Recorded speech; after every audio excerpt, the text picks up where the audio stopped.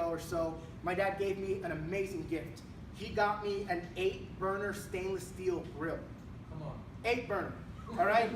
You could take the little piggy and put the whole thing on there and let it slowly turn. Sorry for the vegans. So this was the most amazing grill ever. And you know Mexicans, we're gonna put the tortillas on the burner, not actually a pot, but everything that I needed was right there on this grill. And it had drawers, it was easy to clean, it was beautiful. And I didn't use it for a few weeks. It was a season where we weren't really going outside to cook. It was probably raining and so forth. And finally, when I got back to the grill and I had some amazing steaks that were marinated, ready to go, I opened up the lid, and I'm not kidding you, there was about an inch thick of rat poop and pee. It was disgusting. And I know I could bleach the thing and clean it, but when I opened the drawers, they had nests and skeletons and other nasty things in there that I don't even want to know about. Furthermore, those rats, because they gnaw on their teeth and wear them down by chewing on cords and wires and gas lines, and the electric currency, for whatever reason, in the lines, it does something to the rats. So rats may have eaten your engine at one point and chewed up some wires. Well, they did this to my grill. So every gas line, every electric line, everything, this grill was completely destroyed. So now I'm at war with the rats. It is declared war in my house, and I worked maintenance for a church for many years. So I know about every single rat trap that is out on the market. I know about them, but I don't like them. I don't like glue traps. I don't like having to chase a flopping rat around to get it into the trash can. I don't like those snap traps, and you see this, you know, when you look at it, it's gross. I don't like them. So I went on YouTube, and I wanted to do an experiment on a trap that would not only catch a rat, but would catch multiple rats in one night. And I'm about to give you some pastoral advice right now. If you have a problem with rats, use this technique, you will catch multiple. What you do is you take a 5-gallon bucket, you fill it halfway up with water, you drill a hole on each side of the rim of the bucket so that you can slide a wire clothes hanger through. And in the middle of that clothes hanger, you put a small jar of peanut butter, empty of course, and you hollow that through so that it spins. Then at the top, you put a little dab of peanut butter and birdseed. Rats love birdseed. I don't know why, but I found out that they do. So you set that contraption up, and you put a little plank leading up to the bucket, and at nighttime, what happens is the rats climb up, they see what they want to eat, but they can't get there because they can't walk on the wire. So they have to jump. And when they jump, they land on the jar, and they slip right into the water. So the next morning, I'm not lying to you, I would find 2 or 3 rats in the bottom of this bucket. It was disgusting, it was gross, but you could just pour it out and you're done with it, right? This was so amazing, and it seems bad because the rats have to drown. And I remember doing research as to how long it takes for them to die. I felt bad for them in some way. But, you're laughing. I know, I hate rats. But there was a pastor who gave a story about the hope that animals have. And he related it to rats drowning, so of course it caught my attention. So I listened to the story, and a scientist wanted to discover if animals had hope like humans have hope. So he took a batch of rats that came from the same litter, the same DNA, same genetics. He split them in half, not like cut them in half, he just separated them. And then he took half the rats and put them in water and counted, and it took 16 minutes for them to drown. After swimming for 16 minutes, they finally gave up and drowned. So then he put that away. Then he put the second batch of rats in, and at minute 15 and 45, he would take the rats out on almost their last breath, dry them off, give them a breather, give them some food, then put them back in the water. And he would do this over and over again, every 15 minutes. Rescue the rats, put them back in. Rescue the rats, put them back in. How long do you think the rats lasted in that approach as opposed to the ones that died in 16 minutes? They lasted 20 hours. 20 hours.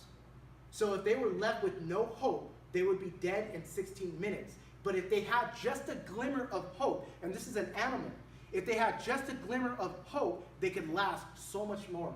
They can last 20 hours. And I was reflecting on this for the human, for the child of God. How important is hope? How important is it for us and all that we go through and the storms that we navigate in life to have an anchor for our souls called hope? And I want to read to you a small portion of scripture. You don't have to turn there.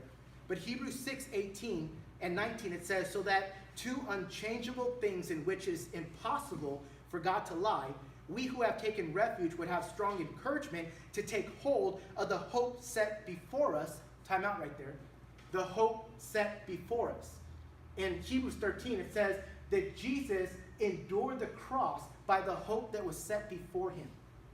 So because Jesus knew what his sacrifice would produce, because Jesus knew his Father would always be there with them through the whole ordeal of the cross, and because there was a joy, it was the joy and the hope set before Jesus that he can endure the cross.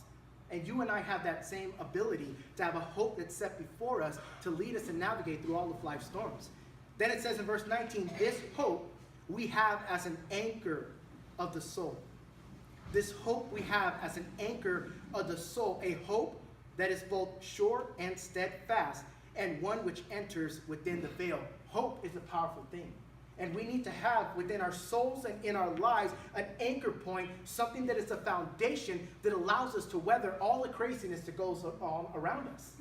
And I'm really loving the Slee family this week and all of their social media posts. That's why I'm sharing your story, because you already made it public. But their story this week is they got a new home that they're renovating and are going to flip. If you didn't know, the Slee family is the Magnolia of the West. And I'm prophesying that over you guys. Yes, amen. You guys are the Magnolia of the West. And this week they've been showing all the things that they've been doing to renovate this home. But I think it was on Monday you posted that you do the kitchen first, right? You have to have the kitchen done first so that there could be a home cooked meal. And you guys can gather around what is normal in the midst of all the chaos. So as walls are being torn down and as carpet is being ripped up and as they're adding new countertops and new cabinets, in the middle of all that is chaotic, all the planning, all the blueprints, all the meetings that have to happen, in the middle of that, pot roast is filling the air. There's a sense of normal. There's a sense of an anchor that no matter what goes on and what may not work properly, we can still gather in love as a family around a meal. And I think it's so much more vital for our souls to be anchored in the hope of the peace that we have in God. If you have an anchor of hope, if you have hope as your anchor, hope is an expectation, good or bad. Hope is an expectation. And if you have that good expectation in God, the outcome is always 100% of the time peace. You can have peace if there's an anchor in your soul called hope. And in this life, we're going to have tribulation. That's a promise, right? Jesus said in this world, you'll have trials and tribulations, but take heart, for I have overcome the world. We're going to have problems, just like Jesus had problems. But as I mentioned last week, you don't have to suffer in your trial. You don't have to be miserable in your problem. Like Jesus, you can weather a storm with complete peace, and we're going to talk about that story in just a minute, but you can actually navigate through the problems of your life with complete joy and with the complete strength that you have as an anchor of your soul. And I just want to encourage a couple people here this morning that we all go through seasons in life. And sometimes those bad seasons are very short. Sometimes those seasons are very long. And when those seasons are very short, I believe it is a test of your strength. When you get a shock, when you get a blow in life, when you get something that you didn't expect and it comes out of left field and you're not prepared for it, what comes out shows what's really in your heart. So if you can weather that fast, quick, and terrifying storm, it shows the strength that you have or the strength that you don't have in your heart. But if you've been going through something for a long time, and again, we talked about how we don't like the in a little whiles that the Bible says, because in little whiles, a day is like 1,000 years to God, so obviously he doesn't really care about how long or short something is. But when the trial is long, and we're just sitting there like, any day, God, am I going to have to worry about this another week? It's in the long periods of time that I believe is a test of our love and a test of our wisdom. In those long periods of time, because when we tell testimonies of what God has done in our lives, sometimes the testimony is about how you were able to handle something so big. Sometimes the testimonies are how you were able to handle something so long. See, Abraham had to wait till he was 100 years old to get the blessing. And in that time, he was still a lover of God. David, it took him decades, and he didn't even get to build a temple, but he was known as a man after God's own heart. So sometimes the testimony is weathering the storm and surviving. Sometimes it's knowing you've been through a storm in a long time and it hasn't changed you. And you've learned and have grown in love and in wisdom. And as we navigate these storms, we need to understand how we can be okay with our emotions and knowing that there's a difference between weakness and discouragement. There's a big difference between weakness and discouragement. Weakness is saying, God is strong and powerful and I'm limited. God is in control. He knows what he's doing. I'm going to trust him. I'm going to rely completely on God and not on myself. That's called weakness. That is making yourself submit and being weak under the power of God. And that is perfectly fine. If you feel weak in life, don't worry, because God is bigger. God has everything under control. But discouragement is something we're not supposed to have in our heart. Jesus said multiple times, do not let your hearts be discouraged. Do not let your hearts be troubled. And what is the difference? Weakness is simply submitting, but discouragement is where you have lost hope. You have given up that the future could be better than your current circumstance. And that's a place that we can't be. If we believe that we're connected to the creator of the universe and a God who loves us and has given us every spiritual blessing and all the authority of heaven, we should never get to a place of hopelessness and discouragement, meaning we've lost our anchor. And I want to study two small portions of scripture today. Two little pieces of scripture today. So if you have your Bibles, go with me to the book of Acts, chapter 27. Acts 27, and we're going to start at about verse 14. And it's a famous story of Paul as he's on his missionary journey and traveling the seas by sailboat. They come in contact with a huge storm.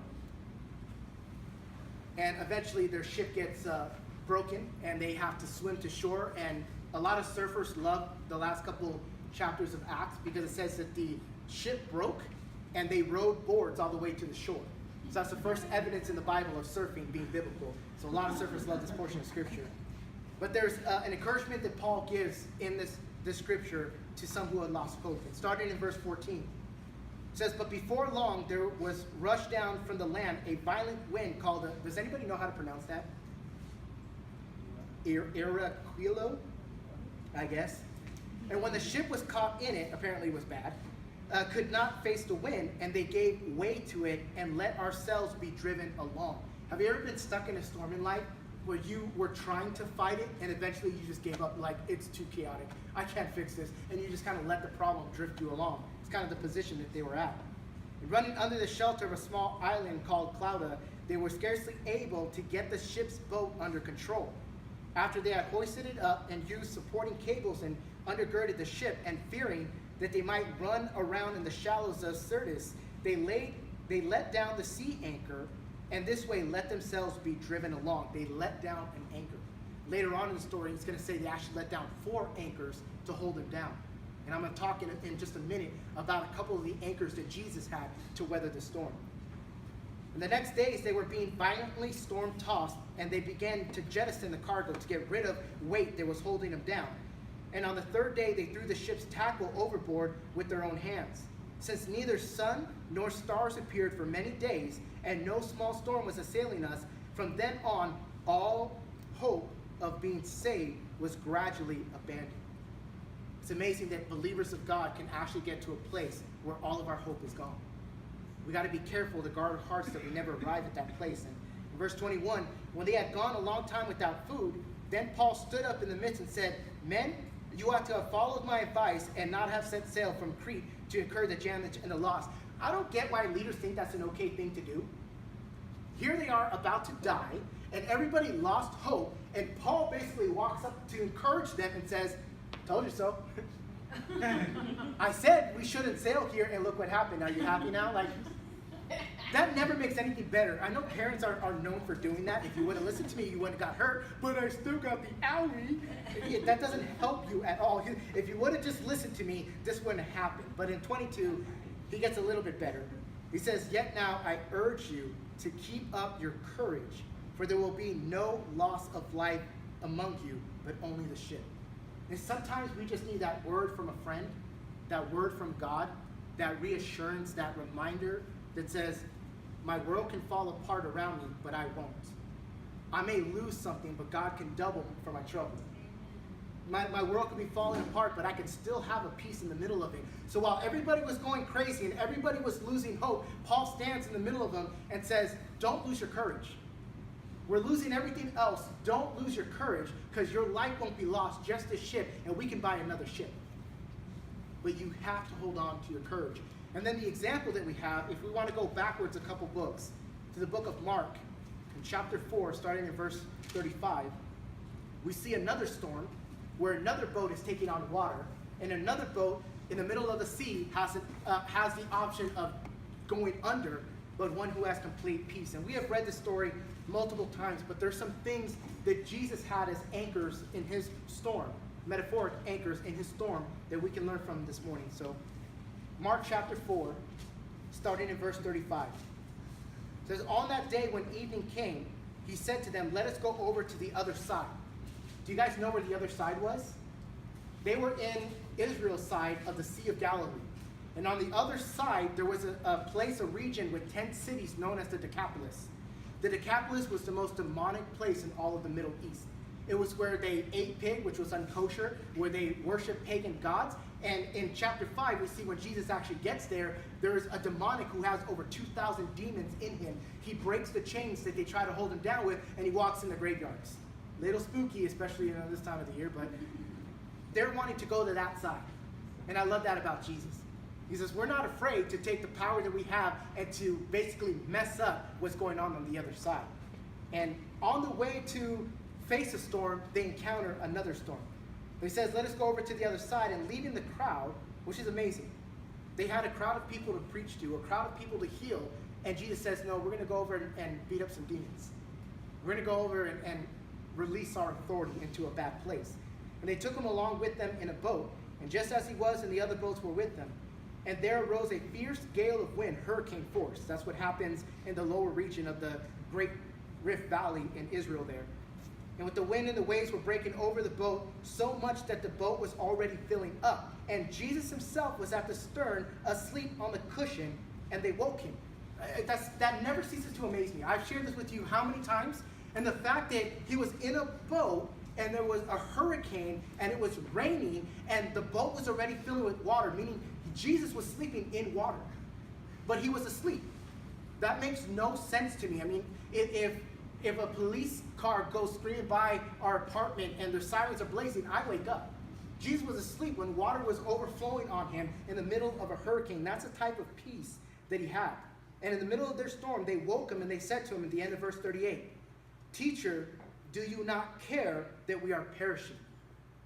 It's an honest question, but it's a question I never want to get to.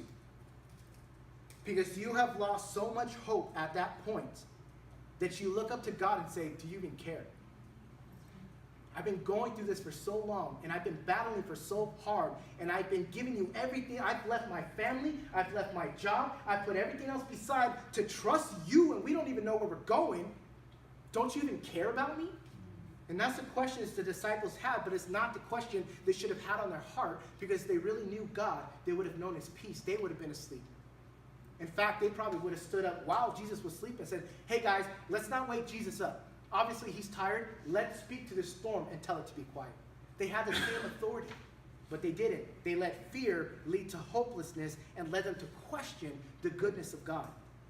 And then verse 39, and he got up and he rebuked the wind and said to the sea, and this is why I believe that storms are not from God.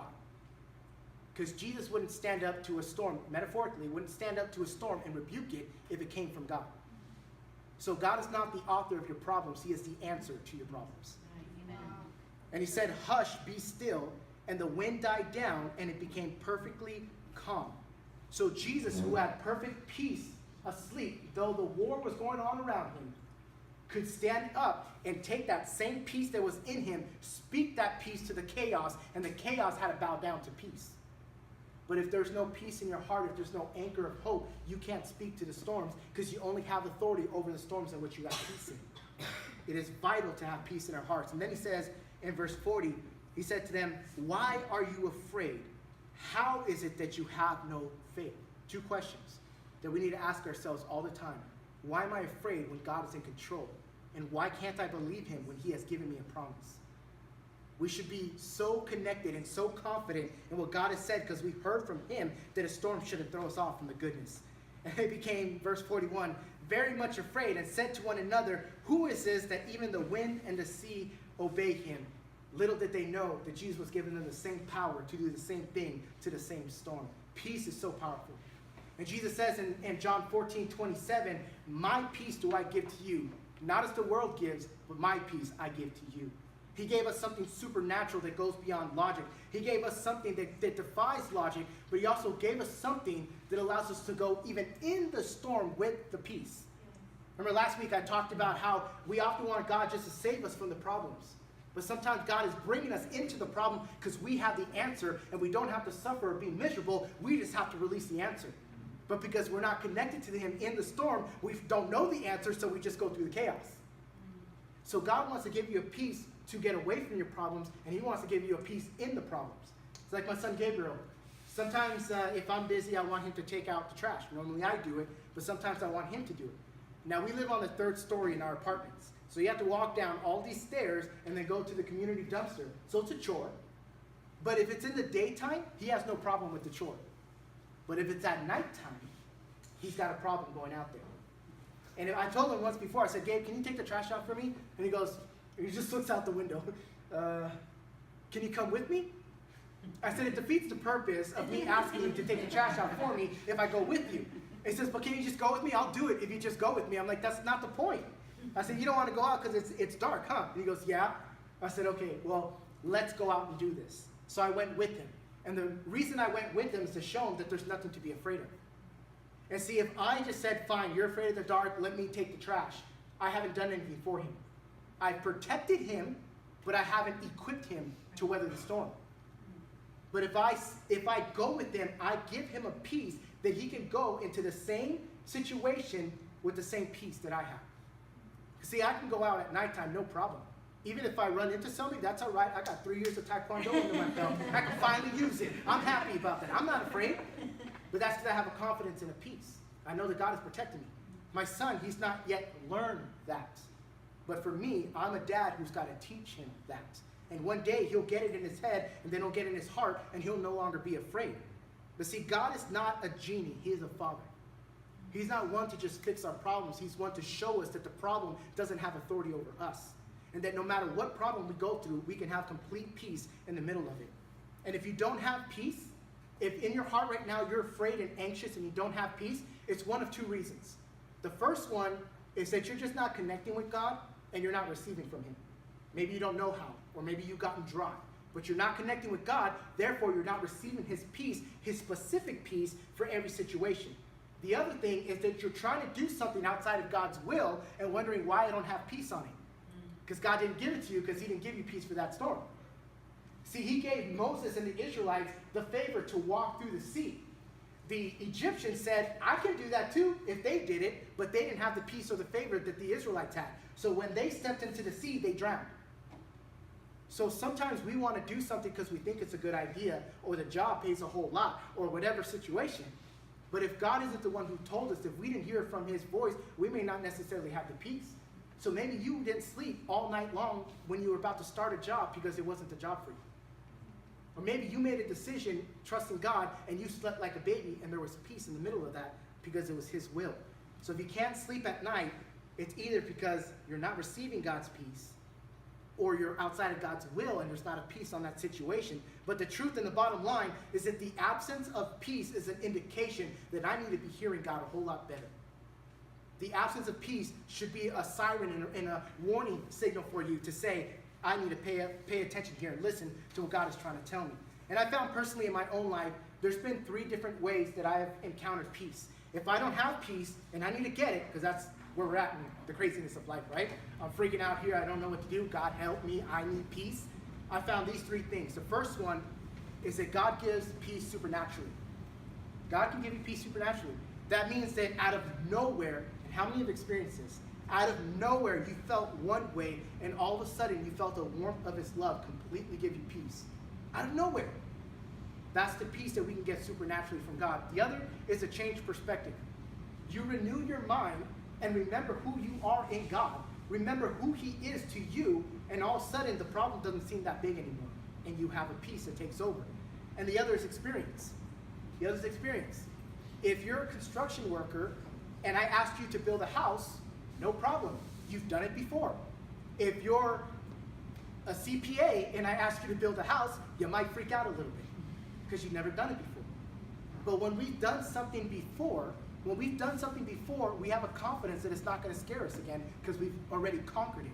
The same in the storms of life. if you encounter a storm that you've already conquered before, you can still have peace in the middle of that.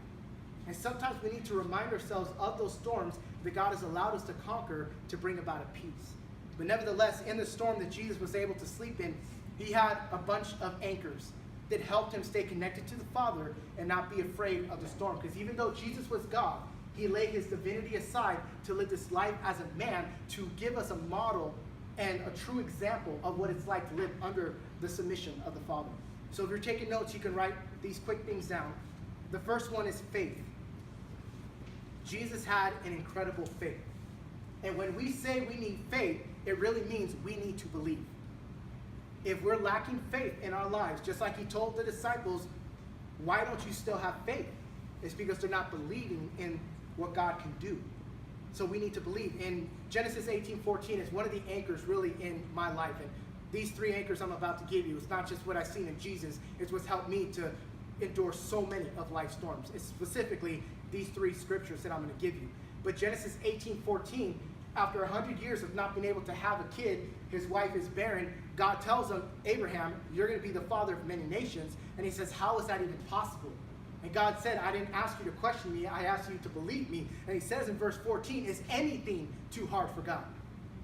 And when God tells you that, you pretty much just shut up right there and say, okay, I'm not going to argue anymore. I'm not going to argue. I think you know what you're doing, God. Nothing is too difficult for him. He can raise the dead, so nothing is impossible for him. Faith is a belief that you have firmly. Like right now, each and every one of you, you came to church and you sat down on these plastic chairs, and none of you thought, will this keep me up or will this fall from underneath me? You sat in this thing having a complete trust without even thinking about it that it's going to hold you up. But there's a couple people I know in this room where we've gotten together for a Bible study and we had flimsy chairs and you sat on it and you got wiped out. I mean, have you ever heard the back of somebody's skull hit the ground? Oh my God, you're just like, did he die? And he gets up because, he's too embarrassed and he doesn't, fine, shut up, give me another chair. So in that Bible study, that guy will not use the same church chairs anymore. Because it let him down once, there's a possibility it'll let him down again, so he uses the big comfy church chairs. So I'm sitting in this one's never let me down. You see, faith in its definition in the Greek is pistis, and pistis means a conviction of truth. A conviction of truth, that means that you have seen the evidence, you are convinced of it, it's never let you down, therefore you're firmly planted and you will not be moved. That's faith. But here's the problem, you can have faith even for evil things. Job said, the thing, in chapter 2, the thing that I feared has come upon me. Yeah. He had a conviction that bad things can happen to him and to his kids, and it did. So he was believing for a bad expectation of evil, instead of believing God for what he could do. So when we need faith, it's to get our faith. This sounds so bad, but we need to get the faith that we have in ourselves, the faith that we have in this world, the faith that we have in our own solutions, and get that off and put that energy towards God to believe him, saying, I'm convinced that you have never let me down. I'm convinced that you are fully able. I'm convinced that there's nothing too difficult for you, and I am firmly planted that it does not matter what goes on in front of me. God, you can take care of me. God, you can bring the answer, but we need to have faith. And God is very impressed by faith. How many times did somebody walk up to Jesus and they said, if you just say the word, my friend will be healed. And Jesus stood back like, say, what? What'd you just say? Does everybody hear this? I have never seen such faith in all of Israel. Go and it's done just as you have believed. Jesus was impressed by faith. And to me, all faith is when your heart finally agrees with the renewed mind.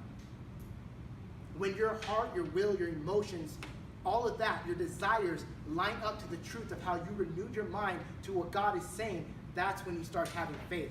And personally for me, all I need is for God to say it, and I have faith. You guys know the stories. I stood up in front of 550 people in a healing service, and everybody came wanting to be healed by God. And at the very beginning, I said, we need to get rid of unbelief. So the worst case in the room, come up here. And a blind 9-year-old who had 103-degree fever was healed on the spot. How was I able to have that confidence? It's because I heard God tell me to do it. Bottom line, if God, you said it, you had me at hello, God. That's all you have to say, and I'm there. And so much of the faith that I have to pray for the sick, or the faith that I have to lead a church, or the faith that I have to keep my family together, is because I heard God clearly tell me. If I didn't hear God clearly tell me, I'm going to be doubting. There might be some unbelief going on in my heart, and I need to tackle that. So faith, we need to believe. The second anchor in both Jesus' life and in my own heart is hope, which we already kind of covered. Hope. And hope to me says I need to fight. Faith says I need to believe, but hope says I need to fight and protect and to guard my heart. Romans 4 is probably my most favorite chapter in the entire New Testament. Psalm 27 in the Old Testament, Romans 4 in the New Testament. And that's the story of how Abraham had the faith and the hope in God to believe for the impossible. And it says in verse 18 of chapter 4, in hope against hope, Abraham believed that he knew God was faithful to bring about the promise. In hope against hope. Two different words in the Greek. One means a positive expectation of good. One means a positive expectation of evil. Again, you can have hope in evil, not just in God. So Abraham said, I have such a positive expectation. I know what God is going to do so strongly in my heart that no matter what other expectation you bring, I'm warring against it. I'm battling against that. I don't care what you're saying. You need to stop saying that because you're trying to put in lies in my heart and you're trying to bring doubt in my heart, and I'm not going to allow that to enter my heart. You ever see kids fight over a toy? That's what we got to do with our heart, the devil. It's mine. I'm not sharing. You can't even look at me. You can't touch it. Don't even look at my toy. We need to protect it and fight. And I love how, I believe it was Napoleon, that when he was going to conquer brand new countries, they would sail on boats, arrive at shore, and all the army would go onto the shore, and he would burn all the ships to the ground, or to the sea. He would burn the ships. Basically, he wanted to leave no opportunity for them to retreat, no opportunity for them to change their minds. And as we navigate the storms in life, and as we go about in this walk of faith, we need to be in a place where we can believe God and says, I'm going forward in such a confidence, there's no opportunity for me to change my mind. There's no going back. I'm not going to retreat. I trust in you that much.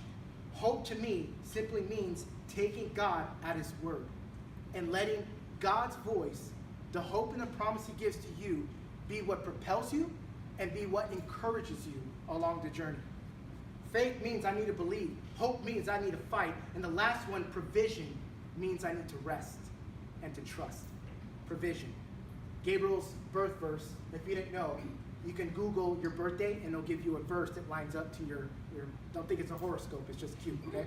But Gabriel, September 8th, his birth verse is 2 Corinthians 9:8. And it basically says that God has given us all things and everything that we need to abound in every good work under his grace. We have all that we need. Sometimes we simply need to be reminded that we have all that we need. And that's what provision is. Provision, though, means that you are provided for. Provision means that you are given something for a purpose. So at your job, you may have a company vehicle that's been provided to you to accomplish the job. You may have a cell phone at your job that's been provided to you so that you can keep communication. You may have been given a scanner for whatever reason, and you have been given that tool, provided that tool to accomplish the task that is ahead of you. So when we have been given everything in God into our soul, we need to ask ourselves the question, why? So maybe if you feel today that you haven't been provided by God, you haven't been given provision, perhaps it's because there's not a purpose to attach that provision to. It's one thing to say, God, pay my bills. It's one thing to say, God, give me a better house. It's one thing saying, God, I need a car that works good. But ask him even further than that. Say, God, I need this tool for you to provide so that this purpose can be accomplished. See, everything that God gives to us is to expand his kingdom, is to express his love and his power. And maybe some of the things that we're not experiencing in life right now is because there's not a purpose that we have in mind. We just want to get by and survive. And God really wants to see you go after your destiny through the things that he gives to you. So as we are provided by God, one thing we need to understand is that even if we feel that there's a lack or a storm before us, we need to have a greater desire for the peace and the hope that God gives to us rather than what he can give to us. In the sense of, we want God's face more than we want his hand. Because if we can see his face, the hand is only right there. But it's secondary. We need to know him before we know his provision. We need to know his heart before we know what he can give to us. And I had this really nailed into my heart a long time ago, because like you may have kids that don't want to eat certain foods, which drives me crazy. When you've walked the dumps in Tijuana and see kids looking for food, it hurts your heart. When you know that there's countries where people are dying because they just don't have clean water, and your kids complaining over asparagus, it drives you crazy. But more so for me, I was reminded that it's not just about what God gives to us, it's about the heart behind what he gives to us. We were in Costa Rica probably about 8 years ago, David, was it? About 8 years ago, it was me, David. Were you on that trip, Diane? I don't remember if you were. Not on that one. Your brother was, that's right. He-Man was there. So we went on this trip in Costa Rica for 2 weeks, and we went to 2 different churches every single day to do worship and to preach and to do youth camps and all different type of things, the whole country of Costa Rica. And Costa Rica is very hot. I don't know if you know that or not. Very hot, sticky, humid, ill, okay? And their food that they give to you there, it's all Latin countries. They have the same food, breakfast, lunch, and dinner. The same food. It's white rice, black beans, and a little bit of egg in the morning. It's white rice, black bean, and a little bit of chicken in lunchtime. White rice, black beans, and a tiny bit of steak, maybe a slice of tomato for dinner. Every day. And by day 9, I was freaking out. I was like, I can't eat any more rice and beans. Though my body felt great. It was really good stuff. But I couldn't take it anymore. And I remember our little van that we were driving in pulled into a McDonald's in San Juan, Costa Rica. I said, shut up. You're not joking with me. Please tell me you're not joking. Are we really going to McDonald's? I had a double quarter pounder with cheese. And it was manna from heaven, the greatest thing I've ever eaten in my life. It felt so good. But the next day, as we were continually traveling, we went up. There's actually cold places in Costa Rica. And we went up probably 5,000 feet on a volcano, and we were headed to a church up there, going over the pass. And there was a little church right there on the mountain that we wanted to stop by and just say hi. I guess they were friends with some of the pastors that were with us, and we weren't there to do a show or anything, and it was just a tiny little place, barely held together with plywood. You could tell they didn't have a lot. And we sat down there, and of course, lunchtime, white rice, black beans, and a little bit of chicken. And they served us, the people of that church, they brought all this food to us and served us, and they made guanabana juice. You know what guanabana is? In English, it's called soursop. It's a juice that is amazing. But they served us this stuff, and they gave us everything. And we stood there, and I really didn't want to eat more rice and beans. I guess I was still on my high, or one of my arteries was clogging due to McDonald's the day before. But I wasn't feeling it. And then somebody whispered into my ear and said, you don't understand. This is their lunch. They're giving us their lunch. I said, oh, dang. I'm going to eat. I'm going to eat. And it brought a completely different perspective that I had. Here's people who have a church that's held together by tape and plywood. And their food, for them and their kids, they're giving to the strangers who are traveling around doing God's work. Who am I to complain? So when I see my kid complaining over asparagus or over squash or over something, you don't know because you have not yet seen. And I think that there's something that can happen into our hearts when our perspective opens up about who God really is, about what he's really given to us, and what we really have to complain about in this life. If you want a peace that truly transcends all understanding, you need to see a face that is unchangeable, that is the face of God who loves you beyond all of your faults. That is a God who has loved you before you were even created. That is a God who has given you everything before you can even give him something. Amen. And to look to him and say, I see it differently now, God. I see that you don't want me to be your servant or your slave or your worker. You want me to be your son, your daughter. You want me to receive from you because you love me, not just because you want me to do something. So help me, God, to change my perspective, to be grateful, to fight to keep my courage and my hope alive, to believe you, God, even when it seems impossible, and to rest enough to trust you that you know what you're doing in your timing. So, Father, today I just pray into our hearts that this week, God, we would have a changed perspective. And I'm the most guilty one in this room today to say that I have complained, that I have argued, that I have seen things differently, that I have gone after your provision and not gone after your face. And I pray this week, God, that you would supernaturally invade our hearts with your peace, with your trust, with your faith. I pray this week, God, that you would allow us to have an encounter somewhere, somehow, on the road, at home, in the shower, at work, somewhere, where the light bulbs go on in our soul and we can see you for who you really are, what you have really given, and why you have given it. Help us, God, to grow and to nurture and to water a peace in our soul that will completely outlast any storm that life tries to throw. Give us, God, a confidence that Jesus had on that boat. Give us, God, a fortitude that Paul had in encouraging those men that says you will not lose your lives. Help us, God, to see that there's something greater than the job, greater than the home, greater than the great things you have given to us, God. There is a purpose you have put us on this earth to accomplish. And if we could not be so distracted to simply listen, we would walk into a joy that we have never encountered before. So God, thank you for reminders. Thank you for this day. Thank you for clouds in California, gentle breezes that remind us of your love. And now, God, as we enjoy the rest of this day and beautiful day, God, may we go in your love. May we go in your peace. May we go in your name. For we pray in Jesus' name. Amen. Amen.